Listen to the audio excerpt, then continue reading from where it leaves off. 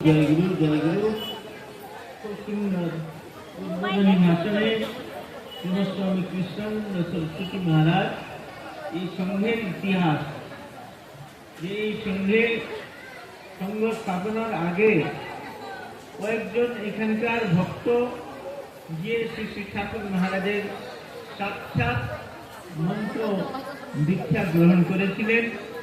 তারা সে কিভাবে দীক্ষা গ্রহণ করলেন, কোন কোন স্থান থেকে করলেন, কবে করলেন, সব ইতিহাস আর কিভাবে সংঘ গঠিত হলো, সংঘের শতবর্ষ পূর্তি হচ্ছে এবারে, আর সঙ্গে আমাদের কি কি করতে হবে এইসব করণীয় কথাগুলো আমরা শুনলাম। এবারে একটি সঙ্গীত পরিবেশন করছেন কুমারী লক্ষ্মী মণ্ডল। লক্ষ্মী মণ্ডল আছেন তো?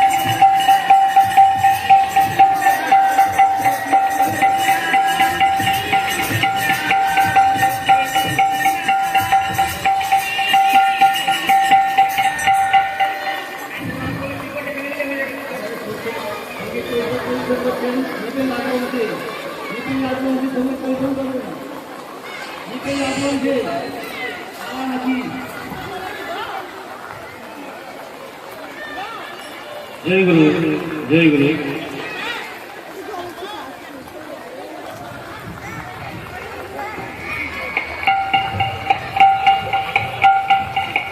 জয় জয় গুরুদেব,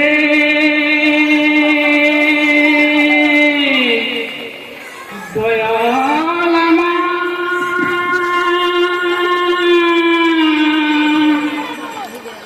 ঠাকুর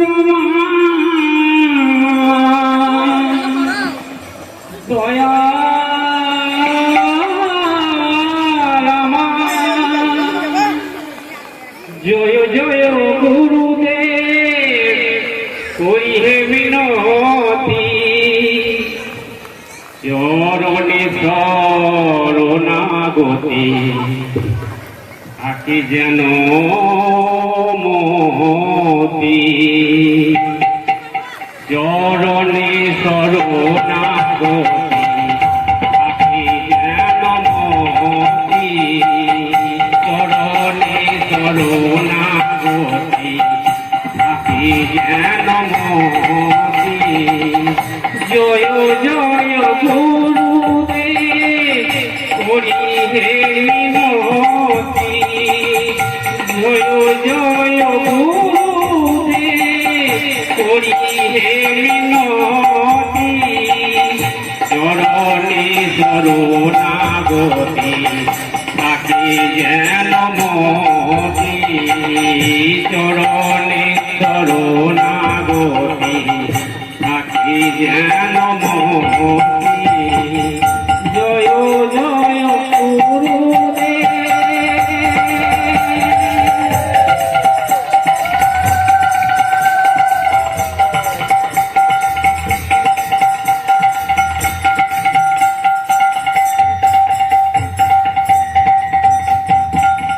তুমি বিনে এই জগতে কারে আমি ডাকি, তুমি আমার আমি তোমার তাও জানো না।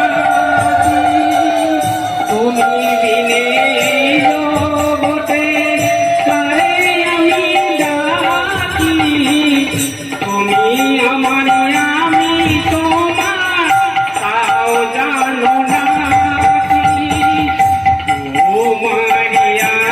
আনন্দে আনন্দিত থাকি, তোমারি আনন্দে আনন্দিত থাকি, বারে বারে গুরু আমার দিও না গো ফাঁকি, বারে বারে ঠাকুর আমার দিও না গো ফাঁকি। জয় জয় গুরুদেব।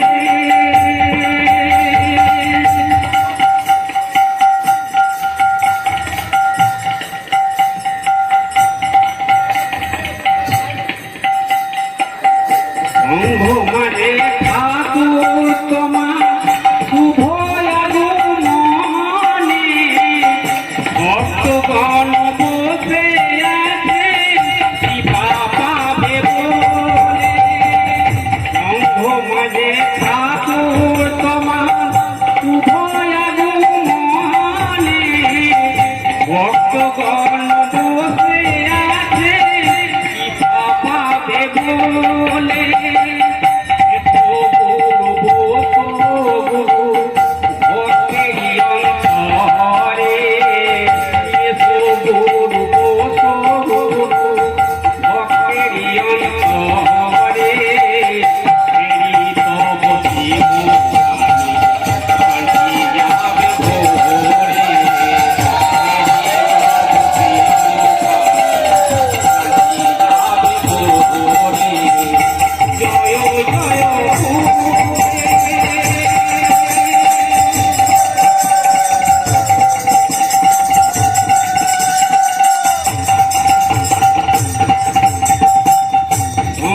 বাজাও ঘন্টা বাজাও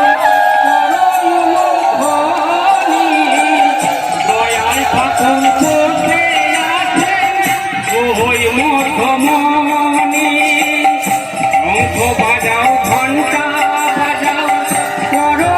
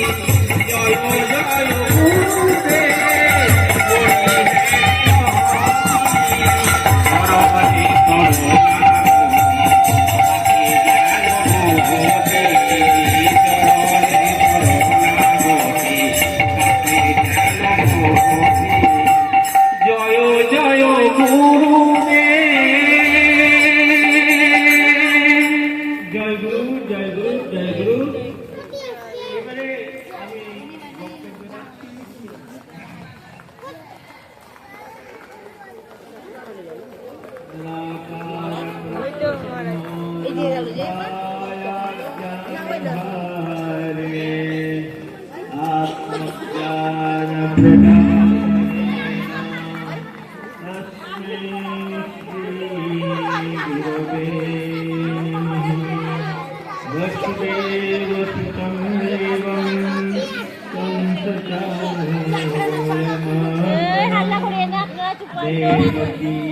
परमानन्दं कृष्णं वन्दे जगद्गुरुं। परम प्रेममय परम करुणामय भक्तवांछा कल्पतरु सच्चिद आनंद स्वरूप निराकार परब्रह्म श्री श्री ठाकुर महाराज राखी चरणे अनंत कोटि प्रणाम निवेदन करी अनंत कोटि प्रणाम निवेदन करी। माइक के ठीक करा যাচ্ছে না, এই যেটা ঠিক আছে ওইটা দে না হলে।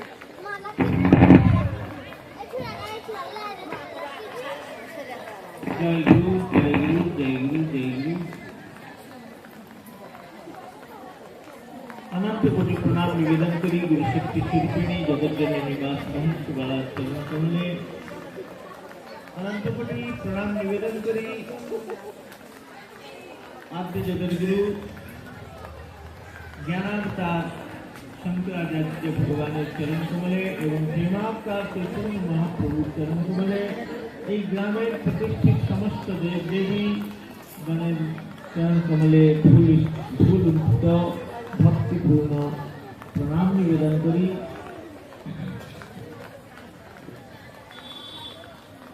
आज के श्री ठाकुर महाराजेर असीम कृपा अनुग्रह ठाकुर महाराज करेছেন বিরিকিটি সারস্বত সংঘ যার একটা গৌরবময় ইতিহাস। গৌরবময় ইতিহাসের কথা আমরা শুনলাম। সেই সারস্বত সংঘের শতবর্ষ পূর্তি উৎসব উপলক্ষে আমরা উপস্থিত আছি। কাল থেকে আমি দেখছি এই সংঘের যে সংঘসেবী বৃন্দ আর এখানকার স্থানীয় ভক্তবৃন্দ মায়েদের আর ছোট ছোট বাচ্চাদেরও কত উৎসাহ। যদ্যপি ইন্দ্র ভগবান একটু বেশি কৃপাবান হয়েছেন আজকে আমাদের উপরে,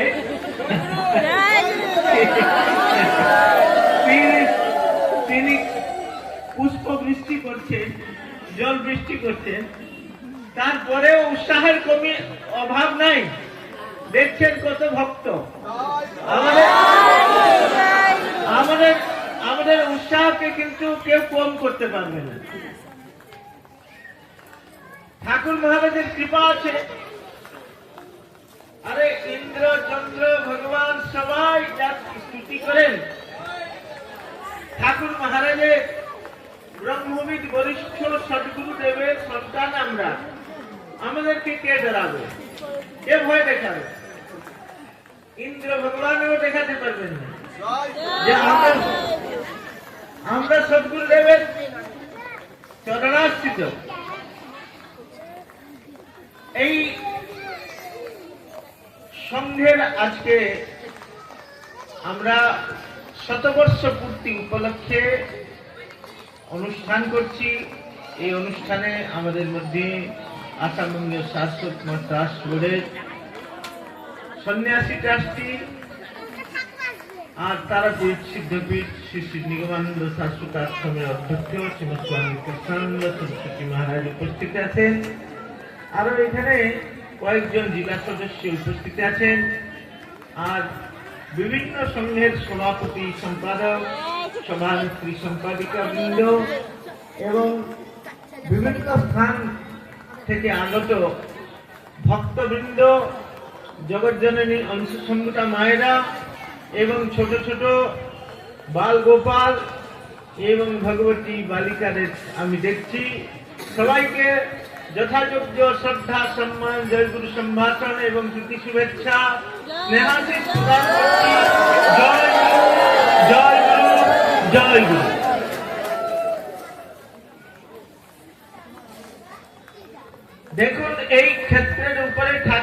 মহারাজের অসীম কৃপা।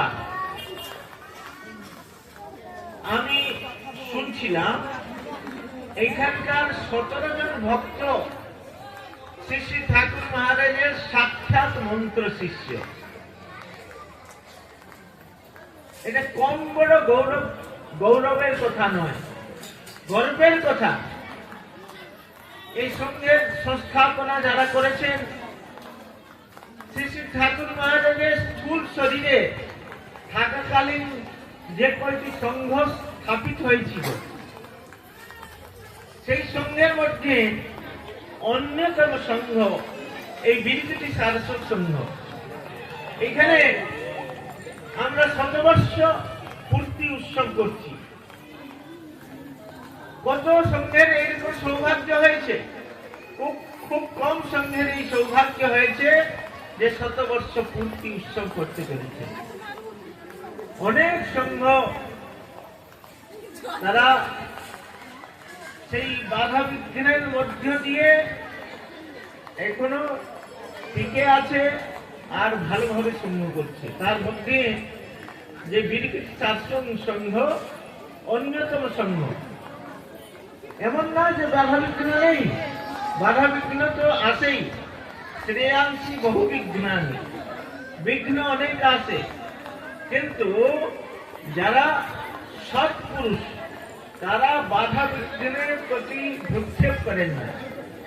তারা তাদের কার্য সম্পাদন করেন। আর ঠাকুর মহারাজের কৃপা দৃষ্টি যাদের উপরে আছে, তারা বাধা বিঘ্নকে ভয় করবে কেন?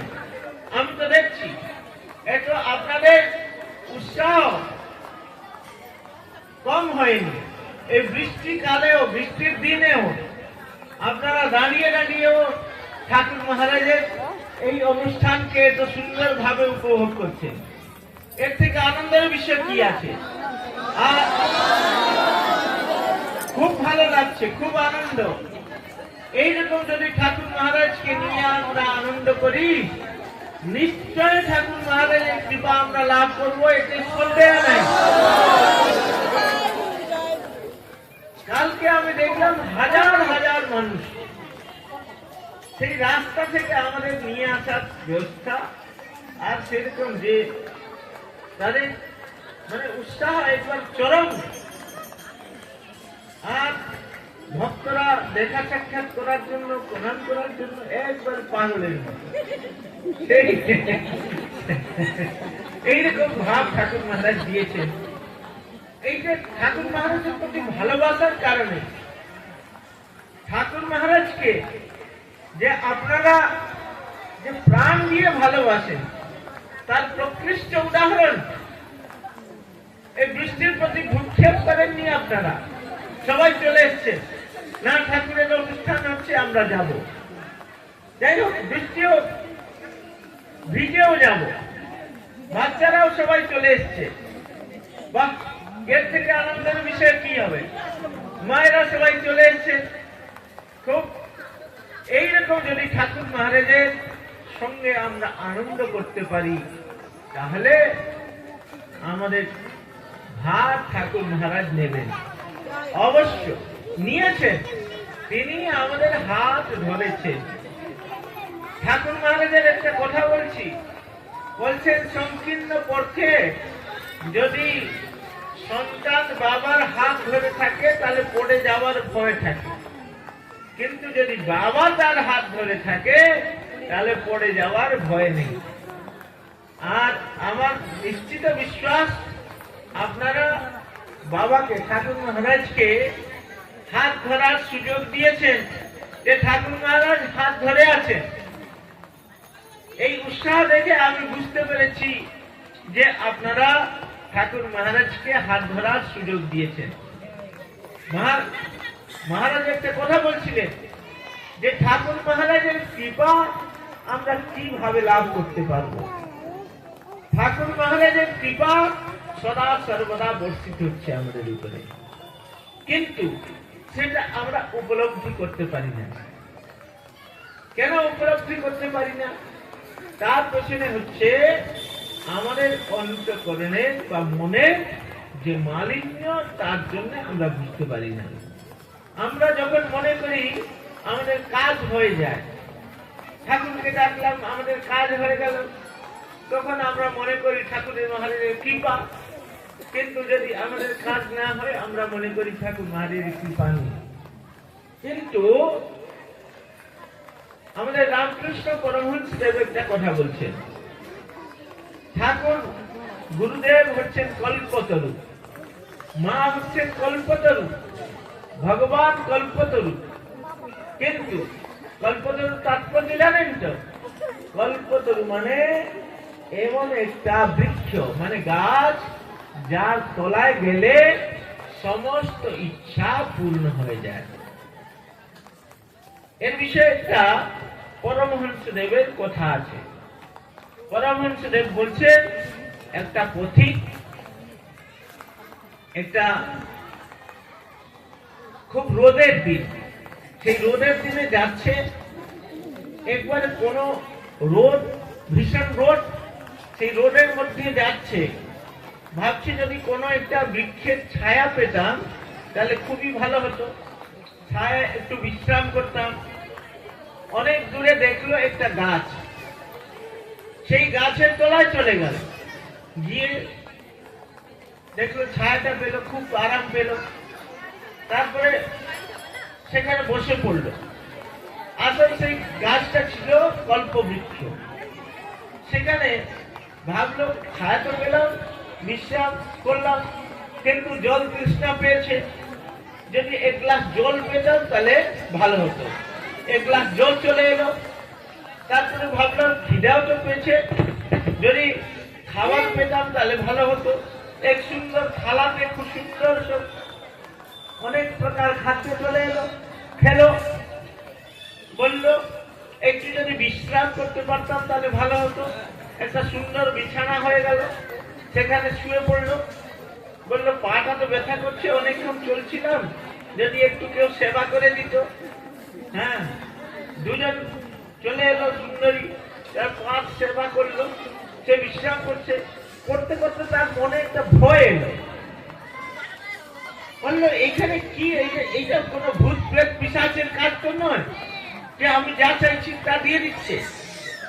সেখানে একটা, মানে পরমহংস দেবের কথা বলছি, যদি কোনো বাঘ চলে আসে, এরকম ভয় তার মনে হলো, সত্যি সত্যি বাঘ উপস্থিত হয়ে গেল। তখন সে কি করছে না, গুরুদেবের স্মরণ করলো, তো গুরুদেব তাকে রক্ষা করলেন। তো এইরকম কল্পবৃক্ষ, ঠাকুর মহারাজ হচ্ছেন কল্পবৃক্ষ। কয়েকবার কল্পবৃক্ষ সেজেছেন ঠাকুর মহারাজ, আপনারা জানেন। সে আনন্দনগরে আর একটা সম্মিলনীতে ঠাকুর মহারাজ কল্পবৃক্ষ সেজেছিলেন, সকলের ইচ্ছা পূর্ণ করেছে। কিন্তু কথাটা হচ্ছে, তিনি কল্পবৃক্ষ হলেও আমাদের সমস্ত ইচ্ছা পূর্ণ করেন না। কেন করেন না জানেন? পরমহংসদেব তার উত্তর দিচ্ছে, বলছেন সন্তান যদি বিষ চায়, বাবা মা কি বিষ দেবে? তো বাস্তবিক হচ্ছে, আমরা বিষয়ের বিষ যদি চাই তাহলে ঠাকুর মহারাজ দেন না। কেন দেন না জানেন? এটা দ্বারা এর ক্ষতি হবে, তো সেই ক্ষতির কারণে ঠাকুর মহারাজ দেন না। তিনি জানেন আমাদের মঙ্গল কিভাবে হবে, সেই আমাদের যাতে মঙ্গল হয় সেই জিনিসের ব্যবস্থা ঠাকুর মহারাজ করেন, সেই ব্যবস্থাটা ঠাকুর মহারাজ করেন। এই ঠাকুর মহারাজের পথে যদি আমরা চলি, ঠাকুর মহারাজের কথা যদি আমরা শুনি, ঠাকুর মহারাজের ভাবে যদি আমরা সদা সর্বদা ভাবি থাকতে পারি, তাহলে যে আমরাও সেই ঠাকুর মহারাজের বাড়িতে যদি আমি বলি যে ঠাকুরকে ভাবতে ভাবতে তোমরাও ঠাকুর হয়ে যাবে, তো ঠাকুরের কথা ভাবতে ভাবতে, ঠাকুরের চিন্তা করতে করতে, ঠাকুর সেই তেলাপোকার কথা বলেছেন না, যে সেই যে একটা ভ্রমণ তাকে নিয়ে এসে তাকে বন্ধ করে দেয়, কিন্তু সে ভয় তার কথা চিন্তা করতে করতে সেই পোকার মতো হয়ে যায়। তো তাৎপর্য কি, যে যা সরাসরি করে চিন্তা আমরা করি, ঠাকুরের ভাষায় যদি বলি, যে যাকে ভালোবাসি, যা চিন্তন মনন সদা সর্বদা করে, সে সেই মতো হয়ে যায়। মানে তার মধ্যে যে যাকে ভালোবাসে তার মধ্যে যে গুণ আছে, তার মধ্যে যে ধর্ম আছে, বা তার মধ্যে যে জ্ঞান আছে, শক্তি আছে, তার মধ্যে সঞ্চারিত হয়ে যায়। সেই রকম ঠাকুর মহারাজের মধ্যে যে সাধারণ সম্পদ আছে, ঠাকুর মহারাজের মধ্যে যে জ্ঞান, ভক্তি, বৈরাগ্য আছে, সেইগুলো আমাদের মধ্যেও সঞ্চারিত হয়ে যাবে যদি ঠাকুর মহারাজকে আমরা ভালোবাসি। ঠাকুর মহারাজকে ভালোবাসতে হবে। আর ভালোবাসতে হবে বললে তো ভালোবাসা হবে না। তো ভালোবাসাটা হবে কি করে? না, আমাদের যখন অন্তঃকরণ অসিদ্ধ থাকে, মনটা যদি অসিদ্ধ থাকে, মনের টানটা সাংসারিক দিকে হয়। আর যদি মনটা শুদ্ধ হয়ে যায়, তাহলে ভালোবাসা ঠাকুরের দিকে হবে আর ভগবানের দিকে হবে। তো এই জন্যে আমাদের যে জন্ম জন্মান্তরের যে কর্ম না, সেই কর্মগুলো ক্ষয় করার জন্য, গুণ ক্ষয় করার জন্য ঠাকুর মহারাজ আমাদেরকে উপায় বলেছেন। ঠাকুর মহারাজের শেষ আশীর্বাদে ঠাকুর মহারাজ বলছে একদিকে কর্মক্ষয়ের জন্য, কারণ অনেক জন্মের সঞ্চিত কর্ম আছে, তো সেই কর্মের কারণে আমাদের মনটা স্থির হয় না, আমাদের মনটা মানে ভালোর দিকে যায় না, সদা সর্বদা বিষয়ের দিকে ধাবিত হয়। এই জন্য সেই মনটাকে, সেই কর্মটাকে আমাদের ক্ষয় করতে হবে, কর্ম ক্ষয় করতে হবে, গুণ ক্ষয় করতে হবে। তার জন্য কি করতে হবে? নিষ্কাম কর্মযোগ। নিষ্কাম কর্মযোগ মানে কি? যে ঠাকুরের যে কর্মগুলো, সেগুলো নিষ্কাম কর্ম। ঠাকুর মহারাজ যে কর্মগুলো আমাদের করতে বলছেন, ঠাকুর মহারাজ বলছেন যে তোদের আর কিছু করতে হবে না, যে জগদ্ধিতকর কার্যের আমি সূচনা করেছি তার সহায় হ, তোদের সব কিছু হবে। ঠাকুর মহারাজ জগদ্ধিতকর কার্য অনেক করেছেন। যে ঠাকুর মহারাজ মঠ স্থাপনা করেছেন, আশ্রম স্থাপনা করেছেন, সংঘ স্থাপনা করেছেন। আর সেইগুলোর যদি আমরা ঠিকভাবে রক্ষণাবেক্ষণ করি, সেইগুলো যদি ঠিকভাবে আমরা করি, আর তার সঙ্গে ঠাকুর মহারাজ শিব জ্ঞানে, নারায়ণ জ্ঞানে জীব সেবা করতে বলেছেন। সমস্ত প্রাণী বর্গকে ঠাকুর জ্ঞানে সেবা করতে বলেছেন, শিব জ্ঞানে সেবা করতে বলেছেন, নারায়ণ জ্ঞানে সেবা করতে বলেছেন। যদি আমরা সেবা করি তাহলে আমাদের কি হবে? না, জন্ম জন্মান্তর যে সঞ্চিত কর্ম, সেই কর্মগুলো ক্ষয় হয়ে যাবে, গুণ ক্ষয় হয়ে যাবে। কর্মক্ষয়, গুণ ক্ষয় হয়ে গেলে কি হবে? না, আমাদের অন্তঃকরণ শুদ্ধ হবে। আর এদিকে যেভাবে উনি বলছিলেন, যে সকালে যেভাবে দীক্ষার সময় আমরা আলোচনা করছিলাম, যে আমাদের প্রতিদিনের ব্যক্তিগত সাধনা চলবে। কি সাধনা চলবে? ঠাকুর মহারাজের সেবা পূজা আমরা করব, তার সঙ্গে ঠাকুর মহারাজ যে মন্ত্র দিয়েছেন সেই মন্ত্রের 3 বেলা জপ করব, ধ্যান করব, উপাসনা করব, ঠাকুর মহারাজের বই পড়ব, ঠাকুর মহারাজের যে নাম কীর্তন করব। হ্যাঁ, বৈষ্ণবরা 4টা কথা বলে থাকে। 4টা কথা কি? হ্যাঁ, নাম, রূপ, গুণ আর ধাম। কি করতে হবে? ঠাকুরের রূপের ধ্যান করতে হবে। রূপের ধ্যান করি বা স্বরূপের ধ্যান করি। ঠাকুর মহারাজ বলছেন আমার এই যে পচা গলা ধসা শরীরটাকে ধ্যান করলেও তোমাদের সব কিছু হবে। একটা জ্যোতির্ময় মন্ডলের মধ্যে আমাকে ভাববা। ঠাকুর মহারাজ বলছেন যদি ঠাকুর মহারাজের এই রূপটাও আমরা ধ্যান করি, যে ফুল রূপটা আমরা দেখছি, তাহলে আমাদের সবকিছু হবে। আপনারা কোনোদিন ভাববেন না ঠাকুর মহারাজ কোথাও চলে গেছে। ঠাকুর মহারাজের আবার সেই শেষ আশীর্বাদটা আমি মনে করিয়ে দিচ্ছি আপনাদের, যে ঠাকুর মহারাজ বলছেন আমি চিরকাল আছি, আমি ছিলাম, এখন আছি, আর ভবিষ্যতে থাকবো। কেউ ভাববে না যে আমি থাকবো না বলে কেউ ভাববে না। যারা আমরা আমার এই স্থূল শরীর ত্যাগের পরে অশ্রুপাত করবে, তারা আমার অস্তিত্বের অবিশ্বাসী। তাৎপর্য কি? ঠাকুর মহারাজ আমাদেরকে ছেড়ে কোনো জায়গা যাননি। ঠাকুর মহারাজ বলছেন, যখন ঠাকুর মহারাজ স্থূল শরীর ত্যাগের পূর্বে তাকে জিজ্ঞাসা করা হলো, ঠাকুর মহারাজ যে তুমি যখন চলে যাবে, ঠাকুর মহারাজ বলছেন, না, তোমরা আমাকে এইভাবেই পাবে। কেবল একটু অন্তর বলেছেন, একটু পার্থক্য বলেছেন। বলেছেন এই যে তোমাদের ঠাকুর এই যে হাঁটাফেরা করে, খাওয়া দাওয়া করে, সেরকম না, তোমরা আমাকে চিন্ময় রূপে পাবে। ঠাকুর মহারাজকে আমরা এখনো পাবো, আর অনেক ভক্তরা পাচ্ছে। ঠাকুর মহারাজ এখনো লীলা করছে। ঠাকুর মহারাজের স্থূল লীলা বা প্রকট লীলা, আর এখন চলছে ঠাকুর মহারাজের সেই অব্যক্ত রূপে লীলা বা চিন্ময় রূপে তার লীলা। সেই চিন্ময় লীলা সদা সর্বদা চলছে। তিনি আছেন, সর্বত্র আছেন। আর সংঘ সম্মিলনীতে তো তিনি উপস্থিত থাকেনি, মন্দিরে আছে, সংঘে 3 জন বা ততোধিক ভক্ত যেখানে তার প্রার্থনা করে তিনি সেখানে উপস্থিত থাকেন। আর সম্মিলনী তো তিনি স্বয়ং আহ্বান করেন। আর এর ছাড়াও ঠাকুর মহারাজ আছেন। কোথায় আছেন? সর্বত্র আছেন। আমাদের হৃদয়ে আছেন, অন্তরে আছেন, বাইরেও আছেন, সর্বত্র আছেন। हरि व्यापक सर्वत्र समान, प्रेम से प्रकट होई में जाना। আমাদের ভক্ত কবি তুলসীদাস বলছেন যে হরি ভগবান বা গুরুদেব সর্বত্র ব্যাপ্ত, কিন্তু যখন আমরা আমাদের ভালোবাসার যখন প্রগাঢ়তা হবে, অত্যন্ত ব্যাকুলতা হবে, তখন তিনি প্রকট হয়ে যান।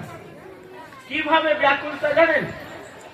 রামকৃষ্ণ পরমহংসদেবের ভাষায় আবার বলি, তিনি বলছেন যে মায়ের সন্তানের প্রতি যেমন টান, সতীর স্বামীর প্রতি যেমন টান, আর বিষয়ের প্রতি যেমন টান, মানে অত্যন্ত লোভী ব্যক্তির টাকা পয়সার প্রতি যেমন টান, সেই তিনটা যে আকর্ষণ যখন একত্র হবে, সেই রকম ব্যাকুলতা যখন আমাদের মধ্যে প্রকট হবে, তখন ঠাকুর মহারাজ আমাদেরকে দর্শন দেন, ফুল রূপেও দর্শন দেন।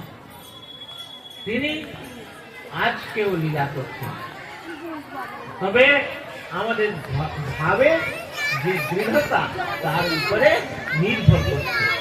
তো এই প্রকার ঠাকুর মহারাজকে আমরা এখনো পেতে পারবো, তবে সেইভাবে দৃঢ়তা চাই।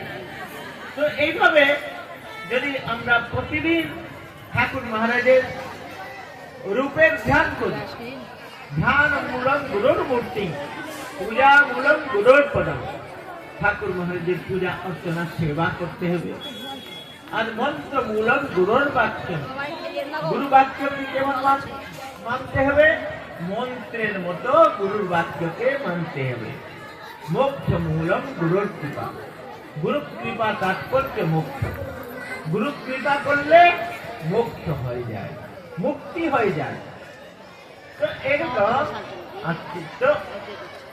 তো ঠাকুর মহারাজের রূপের ধ্যান করব, তার নাম সংকীর্তন করব, তার লীলার কথা চিন্তন করব, তার মহিমার কথা চিন্তা করব, আর তার ধামের কথা চিন্তা করব।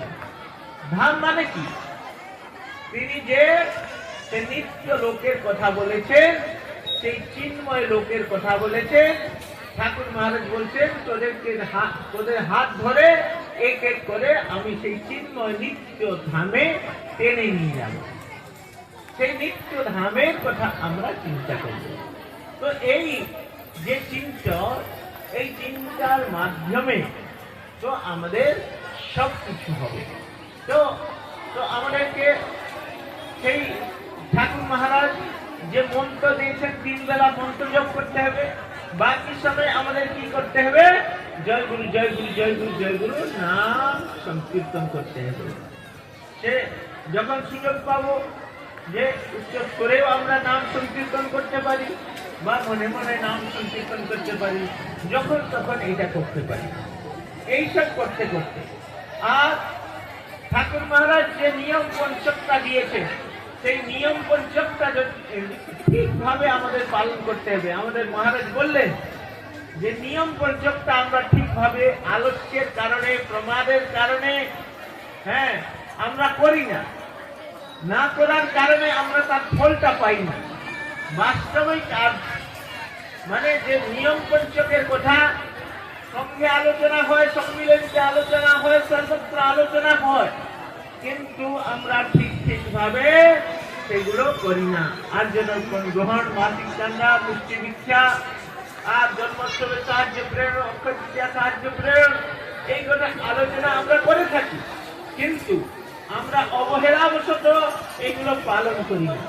এগুলো অবশ্য পালনীয়। ঠাকুর মহারাজের নির্দেশ করলে তার লাভ পাবো। কৃপা, ঠাকুর মহারাজ বলছে কৃপা। একজন ভক্ত ঠাকুর মহারাজের কাছে এসেছে, বলছে ঠাকুর মহারাজ একটু কৃপা করো। ঠাকুর মহারাজ বিরক্ত হয়ে বলছেন যে তুমি সামান্য কাজ দিয়েছি তোমাকে মন্ত্র জপ করার জন্য, সেইটুকু তুমি করো না, তো কি কৃপা করবো তোমার উপরে? তাৎপর্য কৃপা মানে করো, করে কিছু পাও, না করলে কিছু হয় না। এই সংসারে না করে কেউ কিছু পায় না। তো এই জন্যে আমাদেরকে কর্তব্য করতে হবে, তবে গিয়ে ঠাকুর মহারাজের কৃপা আকর্ষণ করতে পারবে। ঠাকুর মহারাজ বলছেন আধ্যাত্মিক উন্নতি গুরু কৃপা বা ভগবত কৃপা ছাড়া সম্ভব না, কিন্তু সেই গুরু কৃপা বা ভগবত কৃপা আকর্ষণের জন্য সাধন ভজন দরকার। তো সেই সাধন ভজন করতে হবে। আর সঙ্গটা ঠিক ভাবে করতে হবে। সঙ্গ এটা গৌরবের বিষয়। সঙ্গটা 100 বর্ষ হয়েছে, সঙ্গের সদস্য সংখ্যা অনেক, কিন্তু সেই সঙ্গটাকে ঠিক ভাবে করতে হবে। সঙ্গটা ঠিক ভাবে করলে ঠাকুর মহারাজ বলছেন কৃপার প্লাবন বইবে, প্রেমের প্লাবন বইবে। ঠাকুর মহারাজ সঙ্গ স্থাপনা করেছেন। তো সঙ্গ এটা হচ্ছে ব্রহ্ম বিদ্যার কেন্দ্র, ব্রহ্ম জ্ঞানের পাঠশালা। এই সঙ্গটা যদি ঠিক করি আমরা, তাহলে ভক্তি, জ্ঞান, বৈরাগ্য আমাদের মধ্যে সব আসবে। সঙ্গটা যাতে ঠিক ভাবে আমরা করতে পারি। এছাড়া সম্মিলনীতে যোগদান করতে হবে। যে প্রতি বছর তো সম্মিলনী হয়, আর এই বছর আমাদের সৌভাগ্য, আমাদের এই বিভাগে সম্মিলনীটি হচ্ছে। আপনারা সবাই কায় মনোবাক্য, আর এছাড়া দেখুন তন মন ধন 3টা দিয়ে। তন মানে কি? শরীর দিয়ে সেবা করবেন। সবাই নিজের শারীরিক শ্রম দান করবেন। আর মন দিয়েও সেবা হয়। মনটা যাতে লাগে, ঠাকুর মহারাজ আমার এই শরীর দিয়ে যাতে সেবা করিয়ে নিন। আর ধন যেটা ঠাকুর মহারাজ দিয়েছেন, সেই ধনের সদুপযোগ, সব থেকে বড় সদুপযোগ ঠাকুরের উদ্দেশ্যে যে ধনটা দান করা হয়, সেটা সব থেকে ধনের সদুপযোগ। এর থেকে বড় সদুপযোগ কিছু হয় না। ঠাকুর মহারাজ কৃপা করে যে সামর্থ্য দিয়েছেন, শারীরিক সামর্থ্য, আর্থিক সামর্থ্য যা দিয়েছেন, সেটা অবশ্য ঠাকুরের জন্য উপযোগ করা উচিত। তবে গিয়ে আমরা ঠাকুর মহারাজের কৃপা লাভ করতে পারবো। এই জন্যে আমরা কিন্তু সংকল্প যাতে হয় যে এই বিভাগের যে সম্মিলনীটি হচ্ছে, তারাপীঠে যে সম্মিলনীটি হবে সেই সম্মিলনীটিকে সাফল্য মণ্ডিত করে তুলতে হবে। তার জন্য আর্থিক সাহায্য আর শারীরিক সাহায্য অবশ্য আপনারা সবাই করবেন। যাই হোক, আজকে বৃষ্টির কাল, আমি আর বেশি বিলম্ব করছি না, আমার প্রসাদ সেবার সময় হয়েছে। এই জন্যে আমি সবাইকে এইভাবে ঠাকুর ভাবে উদ্বুদ্ধ করতে চাই, আপনারা যতটা সম্ভব ঠাকুর ভাবে সদা ভাবিত থাকার চেষ্টা করুন। ঠাকুর মহারাজ বলছেন বা ভগবান গীতায় বলছেন সদা সদ্ভাব ভাবিত। ঠাকুর মহারাজ গীতায় বলছেন, মানে কৃষ্ণ রূপ ঠাকুর বা ঠাকুর রূপ কৃষ্ণ বলছেন, আমাতে মন নিবেশ করো, আমাতে বুদ্ধিকে স্থাপিত করো। সেই মন বুদ্ধি ভগবানে বা গুরুদেবে সমর্পিত করে যাতে তার সেবায় আমরা লাগতে পারি, এই কামনা আমাদেরকে করতে হবে। ঠাকুরের কাছে প্রার্থনা করতে হবে ঠাকুর মহারাজ যাতে সদ্বুদ্ধি আমাদের প্রদান করেন, যে সদ্বুদ্ধির দ্বারা ঠাকুরকে আমরা প্রাপ্ত করতে পারি। এই কামনা করে আর আপনাদের সকলের মঙ্গল কামনা করে আমার বক্তব্যকে শ্রী ঠাকুর মহারাজের নাতুল চরণে সমর্পণ করছি। আপনারা সবাই ভালো থাকুন, সুখে থাকুন, আনন্দে থাকুন, আর ঠাকুর মহারাজকে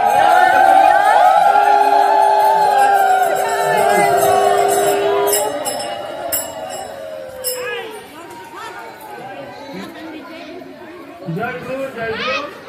এবারে আর বেশি সময় নেওয়া চলবে না। এবার ত্রুটি বিচ্ছুতি স্বীকার করছেন বিবেকানন্দ সিংহ। বিবেকানন্দ সিংহ আছেন? হ্যাঁ,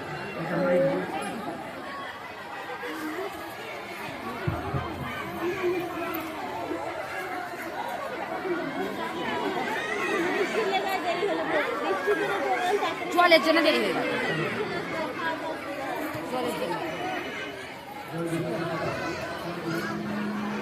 জলের জন্য দেরি হয়ে গেল। নাহলে আর 1 ঘন্টা প্রোগ্রাম টানতো, জল না হলে। ব্যান না হলে আর 1 ঘন্টা প্রোগ্রাম চলতো।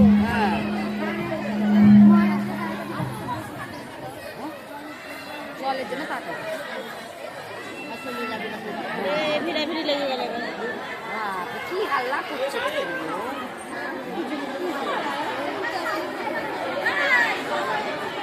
ও বসে বসে মোবাইল ঘাটছে।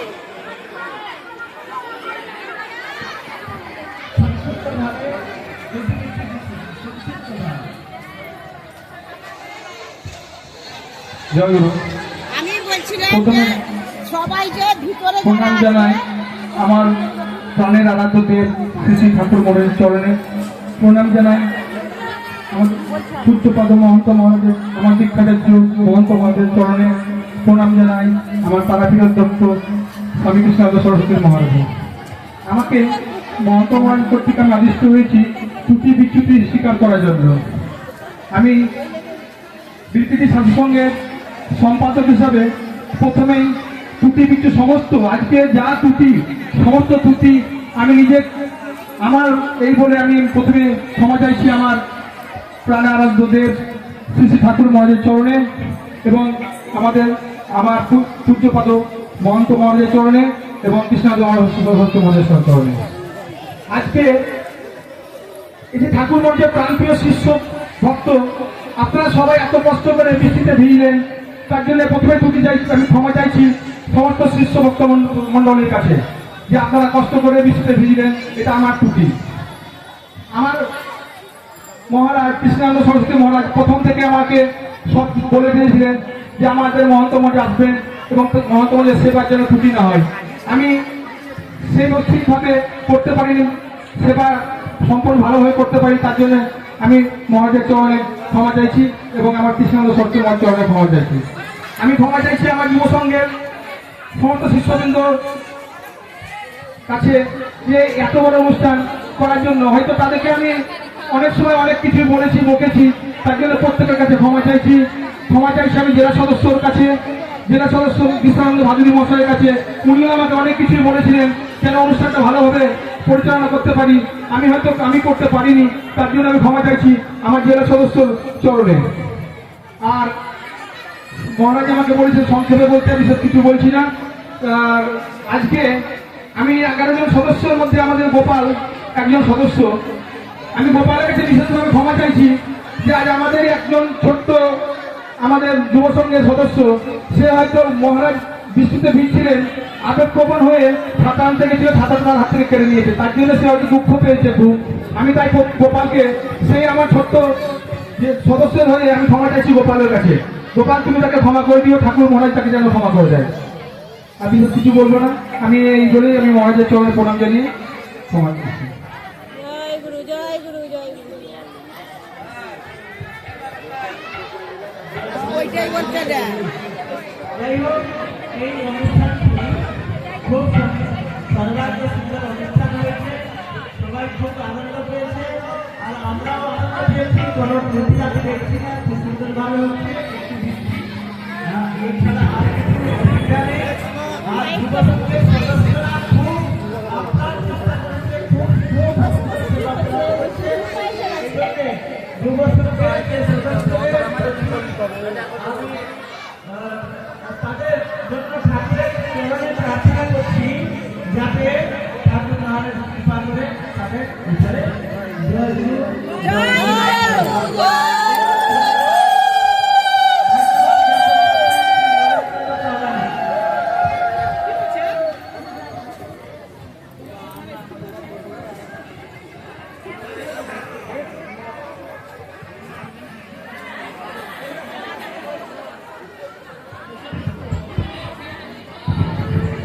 জয় গুরু, জয় গুরু, জয় গুরু।